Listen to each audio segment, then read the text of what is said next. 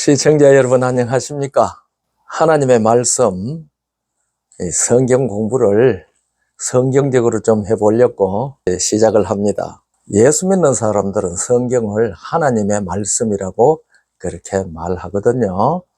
이 세상에 있는 모든 종교들은 다 경전을 가지고 있습니다. 설명 안 해도 아시죠? 세상에서 기독교라고 하는 이 종교도 가지고 있는 경전을 성경이라고 그렇게 말합니다. 그것은 성경이라고 하면은 다른 교단의 다른 종교의 경전을 뜻하는 말이 아니고 기독교의 경전을 뜻하는 말로 세상에 통하고 있습니다. 그런데 이 경전을 하나님의 말씀이라고 그렇게 말합니다. 이 세상의 종교들, 도덕, 과학, 학문, 이 모든 것들은 다 사람은 살아있다 라고 하는 것을 전제로 해서 기록된 것들이고 교육되는 것들입니다. 그런데 이 성경은 좀 특이하거든요. 오늘날 이 땅에 사는 사람들은 다 이 시간과 공간이라고 하는 곳에 갇혀 있는 존재들입니다. 사고방식이 시간과 공간 안에서 벗어나는 일은 아주 힘듭니다. 불가능하다고 해도 괜찮죠. 성경을 우리에게 주신 성경의 하나님은 시간과 공간을 벗어나 있는 사람들은 초월자라고 그렇게 말하지요. 신학자들이 그렇게 말합니다. 그래서 하나님께서도 친히 그런 말씀을 하셨습니다. 이사야 55장 8절 9절을 보면은 말씀이 있죠. 여호와께서 가라사대 내 생각은 너희 생각과 다르고 내 길은 너희 길과 달라서 하늘이 땅에서 높은 것 같이 내 생각은 너희 생각보다 높고 내 길은 너희 길보다가 높다. 그렇게 말씀을 하셨거든요. 하나님께서는 이 세상의 시간과 공간을 벗어나 있는 그러하신 분이라고 가르치고 있습니다. 그분이 이 세상을 창조하셨습니다.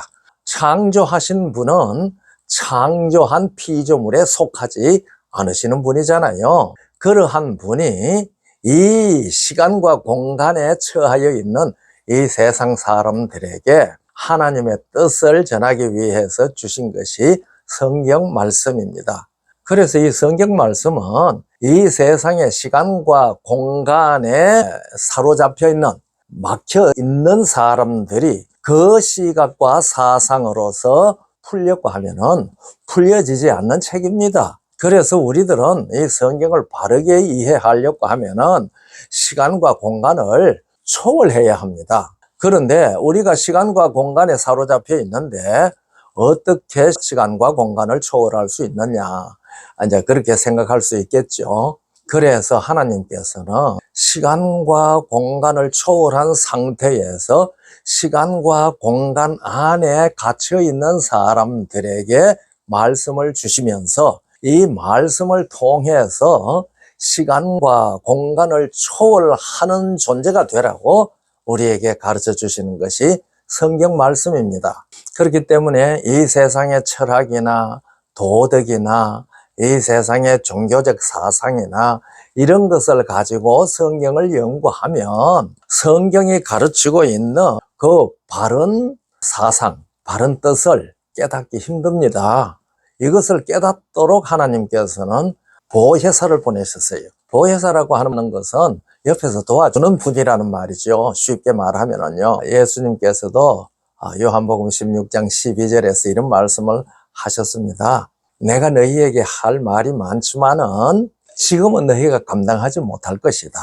13절에 가서 그러하나 진리의 성령이 오시면 그가 너희를 모든 진리 가운데로 인도하리라. 그렇게 말씀을 하셨습니다. 그래서 이 성경은 인간의 과학이나 철학이나 이런 것들을 가지고 연구하면은 하나님께서 우리에게 깨닫게 하는 본령에서 벗어날 수가 있습니다.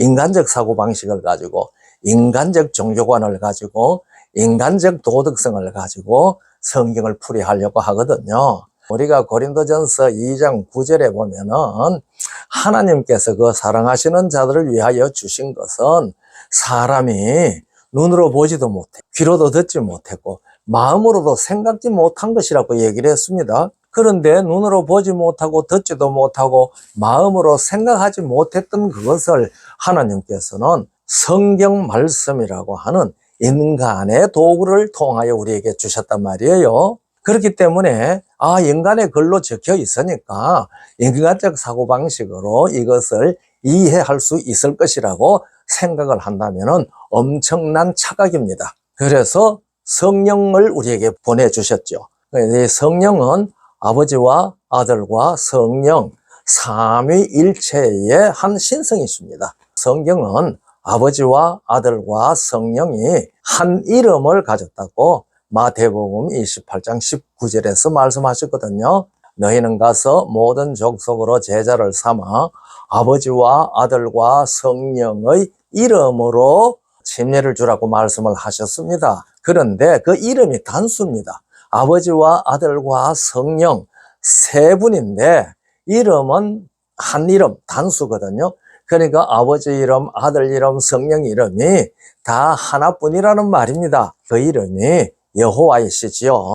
그래서 우리가 스가랴 14장 8절 9절 읽어보면은요, 여호와의 이름도 하나다, 그렇게 기록하고 있습니다. 그러니까 성령께서는 삼위일체 여호와의 한 위이시거든요. 그래서 하나님의 깊은 것이라도 다 안다고 고린도전서 2장 10절로부터 그 얘기를 하고 있습니다. 10절로 14절까지 성령께서 우리들로 하여금 기록하여 주신 이 말씀을 마음을 정직히 해서 연구하는 사람들에게는 깨닫게 해 주실 것이라고 그렇게 말씀을 하셨습니다. 그래서 경고를 하셨는데 무슨 경고를 하셨는가 하면은요, 골로새 2장 8절에 보면은 철학이나 이런 것들을 통해서 사람들이 너희를 속이지 못하게 하라고 그랬습니다. 그래서 누가 철학과 헛된 속임수로 너희를 노력할까 주의하라. 이것이 사람의 유전과 세상의 초등 학문을 조점이요 그리스도를 조점이 아니니라. 9절에는 그 안에는, 그리스도 안에는 신성의 모든 충만이 육체로 거하시고 10절에 너희도 그 안에서 충만하여졌으니 그렇게 말씀하셨습니다. 그러니까 우리가 예수님을 믿을 때에 성령님의 역사를 통해서 예수님의 충만한 그 신성이 우리에게도 충만하게 된다. 그렇기 때문에 철학과 헛된 속임수에 노략되지 않아야 됩니다. 우리는 성경 말씀을